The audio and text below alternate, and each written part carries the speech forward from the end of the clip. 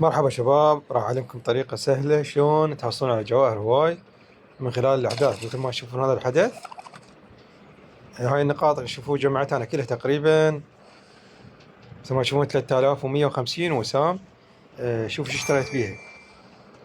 اشتريت بيها مثل ما تشوفون 6 جرع من هاي مال تسريع المختبر، واشتريت بيها ذن الجرع 6. مثل ما تشوفون 6 صار نشقد 6 تقريبا 300 ميدالية من هاي.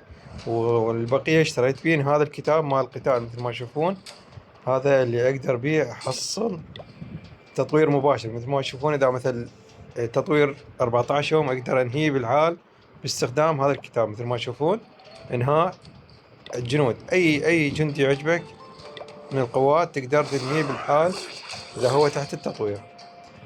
بس انا سويت مثل ما تشوفون سرعت المختبر للمنجنيق، سرعته 6 أيام وانتهى، وهسه ضفيت التحديث لغة 3، والبقية حولتني الجواهر من خلال البيع. مثل ما تشوفون من هنا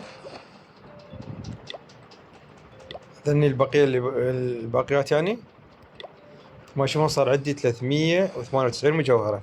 انتظر حدث المختبر المزدوج الرهيب. مثل ما تشوفون هنا راح ينضاف تقريبا بعد شهر، فلازم نجمعنا تقريبا 1500 جوهرة. فهاي الفكرة ان شاء الله تفيدكم وتعجبكم.